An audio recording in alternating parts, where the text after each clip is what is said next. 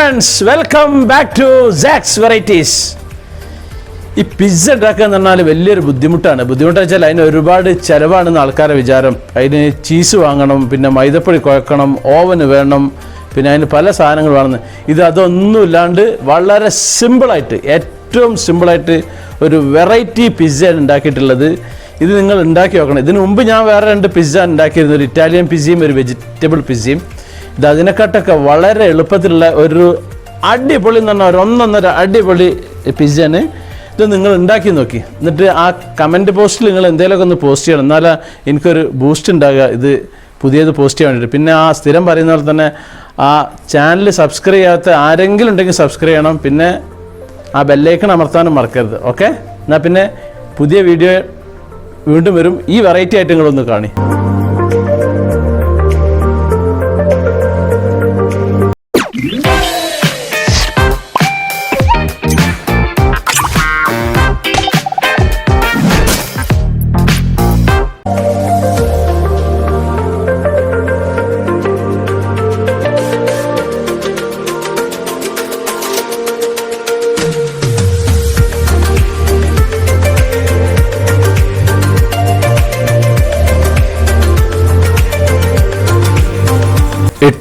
ബ്രെഡിൻ്റെ കഷ്ണങ്ങൾ, ഒരു സ്വല്പം വലിയുള്ളി ചെറുതാക്കി അരിഞ്ഞത്, ക്യാപ്സിക്കം അരിഞ്ഞത്, നെയ്യ്, ഒരു 2 വെളുത്തുള്ളി പീസും ഒരു ചെറിയൊരു വലിയുള്ളിയും, 2 ടേബിൾ സ്പൂണ് മൈദപ്പൊടിയും, 1 സ്പൂണ് കുരുമുളക് പൊടിയും, 1 ടേബിൾ സ്പൂണ് ചുവന്ന മുളകിൻ്റെ കുരു കളഞ്ഞ് പൊടിച്ചതും, ടൊമാറ്റോ കെച്ചപ്പും, പാലും, വെള്ളവും, നെയ്യും.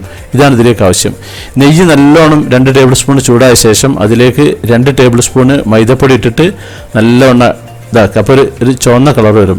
അപ്പോൾ ആ 1 ഗ്ലാസ് പാലിൽ നിന്ന് സ്വല്പം ഒഴിച്ചിട്ട് ഒന്നുകൂടി ഇങ്ങനെ ഇതാക്കുക. ആ സമയത്ത് ഇങ്ങനെ കട്ടിയായി വരും. അതിന് ശേഷം വീണ്ടും ആ ബാക്കിയുള്ള പാല് മൊത്തം വെച്ചിട്ട് ഇങ്ങനെ ഇളക്കിക്കൊണ്ടേ ഇരിക്കുക. അതിൽ കട്ടകളുണ്ടാകും, കട്ടകൾ ഇങ്ങനെ ഇതേപോലെ പരന്നൊരു ചട്ട കൊണ്ട് ഇളക്കിക്കൊണ്ടിരിക്കുക. അതിങ്ങനെ തിളച്ചു വരുന്ന സമയത്ത് അതിലേക്ക് 2 വെളുത്തുള്ളിയും ഒരു സ്വല്പം വലിയുള്ളിൻ്റെ ഒരു കഷ്ണം അതിലിട്ടിട്ട് അതും വീണ്ടും ഇളക്കുക. ഒരു 2 ടേബിൾ സ്പൂൺ അല്ലെങ്കിൽ 3 ടേബിൾ സ്പൂണോ വെള്ളം ഒഴിച്ചിട്ട് വീണ്ടും ഇങ്ങനെ ചെറു തീയിലാണ് ഇതൊക്കെ ചെയ്യേണ്ടത്. നല്ലോണം ചെയ്യുക. ഇതിങ്ങനെ കുറുകി വരും. കുറുകി വരുന്ന സമയത്ത് ഇതിൽ അതിലത്തെ വെളുത്തുള്ളിൻ്റെ പീസും വലിയുള്ളിൻ്റെ പീസും എടുത്ത് കളയുക. ഇനിയിപ്പോൾ അതിൻ്റെ ഇടയിൽ പെട്ടിയാഴ്ച പ്രശ്നമൊന്നുമില്ല, പിന്നെ എടുത്ത് കളഞ്ഞാലും മതി. ഇത് നല്ലോണം കുറുക്കുക. ശരിക്കും ഇതിൻ്റെ ഹാഫ് മതി. ഞാൻ അത് ഇരട്ടി ഉണ്ടാക്കിയതാണെന്നുള്ളൂ. ചൂടാറാൻ വേണ്ടിയിട്ട് ഇതൊരു ബൗളിലേക്ക് എടുത്ത് വെക്കുക. ആ സമയത്ത് ചിലപ്പോൾ അതിൻ്റെ ഉള്ളിൽ കാണുന്ന പീസ് അതിനുള്ളിൽ മാറ്റി വെച്ചാലും മതി. ഇത് 2 സെറ്റ് ഉണ്ടാക്കാനുണ്ട്. ഇതിൻ്റെ ഹാഫ് മതി ശരിക്കുള്ളത്. ഹാഫ് എനിക്ക് വേറൊരു ആവശ്യത്തിന് വേണ്ടി ഞാൻ എക്സ്ട്രാ ഉണ്ടാക്കിയതാണ്.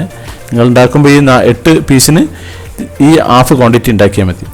ഇനി ബ്രെഡ് എടുക്കുക. ഈ പിസ്സ സർക്കിളിലാണ് ഉണ്ടാവുക. അപ്പോൾ ഈ സർക്കിളാവാൻ വേണ്ടിയിട്ട് എന്ത് ചെയ്യുക, ഈ ഇത് ഒരു ബ്രെഡ് പിന്നെ ഒരു ബ്രെഡ്, 2 ബ്രെഡ് അട്ടി വെച്ചൊക്കെയാണ്. അതിൻ്റെ കോർണറിൽ വെച്ചിട്ട് ഇങ്ങനെ ഒരു പാത്രത്തിൻ്റെ വെച്ച് ഇതേപോലെ സൈഡാക്കിയാണ് മുറിച്ചല്ലേ. അപ്പോൾ ശ്രദ്ധിക്കുക, അങ്ങനെ എല്ലാത്തിൻ്റെയും മുറിക്കുക. അതൊക്കെ 2 എണ്ണമാണ് ഉള്ളത്. അപ്പോൾ ഇത് സർക്കിളായിട്ട് നിൽക്കുകയാണ്. ഇനി ടൊമാറ്റോ കെച്ചപ്പിൽ 1 സ്പൂണ് കുരുമുളക് പൊടി ഇട്ടിട്ട് നല്ല മിക്സ് ചെയ്യുക. അതിലേക്ക് ചുവന്ന മുളകിൻ്റെ കുരു കളഞ്ഞിട്ട് മിക്സിയിലൊന്ന് പൊടിച്ചിട്ടുള്ളത് ഇങ്ങനെ ചെറിയ ചെറിയ പീസായി കാണും, അതും അതിലിടുക. എന്നിട്ട് നല്ലോണം അത് മിക്സ് ചെയ്യുക. ഇതിപ്പോൾ ഒരു ബ്രെഡിൻ്റെ സെറ്റിന് 2 ടേബിൾ സ്പൂൺ നല്ല നിലക്ക് വേണം. അപ്പോൾ ഒരു 8 ടേബിൾ സ്പൂൺ വെച്ചിട്ടാണ് വേണ്ടത്. ഈ സാധനങ്ങളൊക്കെ വേണ്ടത്. ഇതിലേക്ക് ക്യാപ്സിക്കം വേണം. ക്യാപ്സിക്കം കളറുള്ള ഉണ്ടായാലും കുഴപ്പമില്ല. ഒരു പ്ലേറ്റ് വേണം, ഇതേപോലെ ഒരു പാത്രവും അതിൻ്റെ ഉള്ളൊരു സ്റ്റാൻഡും. ഇനി ഇതേപോലെ ബ്രെഡ് ഇങ്ങനെ മാറ്റി വെക്കുക ഇതിനോട് ബന്ധപ്പെട്ടിട്ട്, കാരണം സൈസ് മാറിപ്പോകാതിരിക്കാൻ. ആദ്യം എന്ത് ചെയ്യുക, ഇതിൻ്റെ അടിയിലുള്ളതിലേക്ക് 1 ടേബിൾ സ്പൂൺ ആവശ്യത്തിനനുസരിച്ചിട്ട് നിങ്ങൾ എല്ലാ ഭാഗവും തേക്കുന്ന മോഡൽ ഇതിൻ്റെ എല്ലാ ഭാഗത്തും തേച്ച് പിടിപ്പിക്കുക. ശേഷം ആ ക്രീമും ഇതിൻ്റെ മുകളിൽ തേച്ച് പിടിപ്പിക്കുക.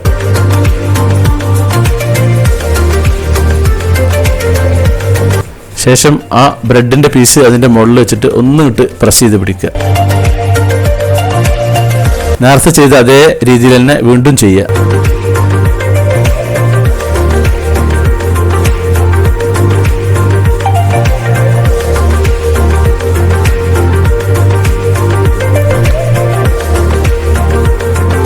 ഇത് നെയ്യിന് പകരം ബട്ടർ ഉപയോഗിക്കുക. ബട്ടർ ഉപയോഗിച്ചാൽ കുറച്ചും കൂടി ഉഷാറായിരിക്കും.